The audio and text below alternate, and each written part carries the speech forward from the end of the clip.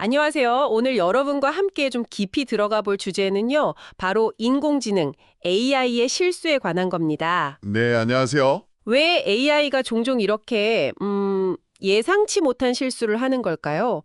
그리고 우리는 그 한계를 어떻게 다뤄야 할지 붙여넣은 텍스트라는 제목의 자료 발췌본을 중심으로 이야기 나눠보겠습니다. 아, 네. 그 자료 내용이 상당히 흥미롭던데요. 그렇죠.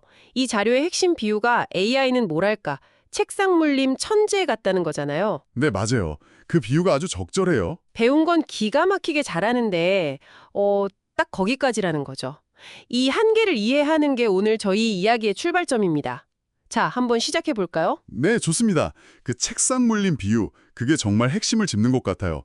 AI는 주어진 훈련 데이터 안에서는 정말 뭐랄까 전문가 수준의 능력을 보여주죠. 네, 그렇죠. 놀라울 정도로요. 하지만 학습 데이터랑 실제 현실 세계 사이에 그 미묘한 차이 있잖아요.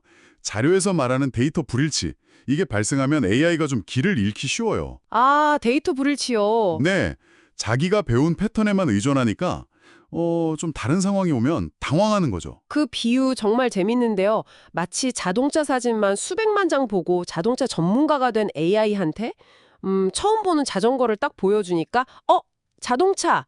이렇게 외치는 상황. 네, 네, 비슷해요. 자기가 아는 유일한 범주로 그냥 세상을 해석해버리는 거군요. 바로 그렇습니다. 이게 AI가 주로 사용하는 방식, 그러니까 귀납적 추론의 어쩔 수 없는 한계예요. 귀납적 추론의 한계. 네, 수많은 예시, 그러니까 데이터를 보고 패턴을 찾아서 일반화하는 건데 현실은 늘 그 학습된 패턴을 벗어나는 예외들로 가득 차 있잖아요. 그렇죠. 항상 예외는 있으니까요. 예를 들어 빨간 사과 사진만 잔뜩 학습한 AI에게 초록색 사과를 보여주면 이거 사과 아닌가 하면서 혼란스러워하거나 아니면 확신 없이 아주 낮은 신뢰도 점수를 내놓거나 하죠. 그렇군요.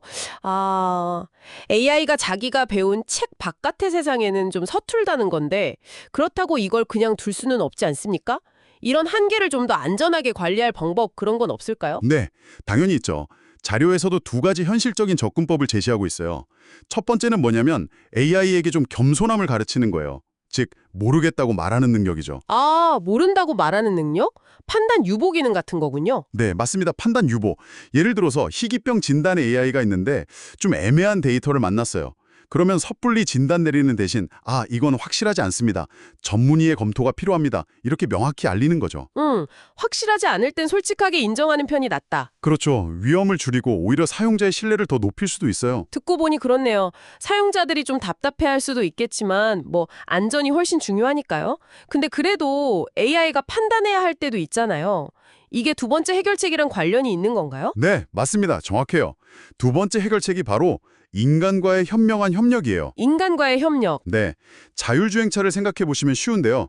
도로 위에서 뭔가 정체를 알 수 없는 이상한 물체를 감지했어요.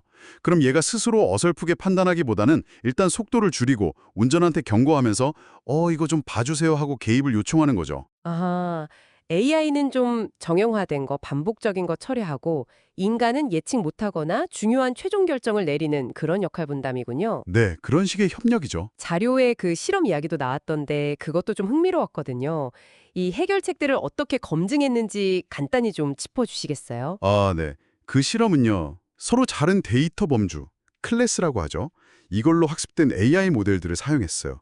모델 A는 좀 적은 클래스를 배우고 모델 B는 더 많은 클래스를 배운 거죠. 네. 핵심은 이 모델들한테 서로 배우지 않은 데이터나 아니면 학습 데이터랑은 아주 다른 좀 변칙적인 데이터를 입력했을 때 어떤 규칙에 따라서 판단 유보를 하는 게 가장 안전한가 이걸 찾아내는 거였어요. 아, 어떤 규칙으로 멈춤을 결정할지. 네, 그렇죠.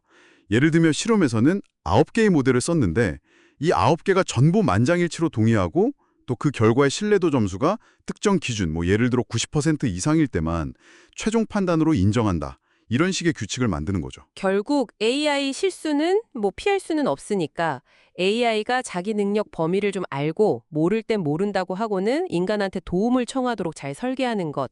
이게 진짜 핵심이군요. 네, 맞습니다. 자, 오늘 이야기를 통해서 AI가 가진 그 놀라운 능력 이면에 있는 명확한 한계, 그리고 그 한계를 다루는 현실적인 접근법들을 좀 살펴봤습니다.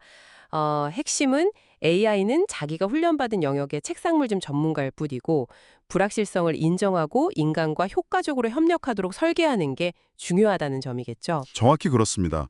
AI는 정말 강력한 도구지만 뭐 만능 해결사는 아니죠.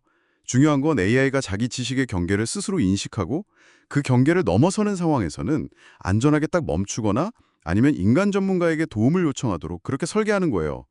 이게 바로 우리가 신뢰할 수 있는 AI 시스템을 만들어 나가는 길이라고 생각합니다. 네, 오늘 이야기 마무리하면서 여러분께 질문 하나 남기고 싶습니다. 자료에서도 AI가 스스로 언제 멈춰야 할지 이걸 정확히 아는 건 매우 어렵다고 했는데요.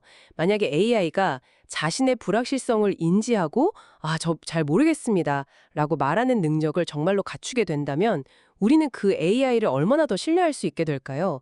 그리고 그렇게 높아진 신뢰는 우리 사회에 어떤 새로운 기회를 가져다 줄까요? 또 어쩌면 예상치 못한 위험을 가져올 수도 있을까요? 한 번쯤 생각해 보시면 좋겠습니다.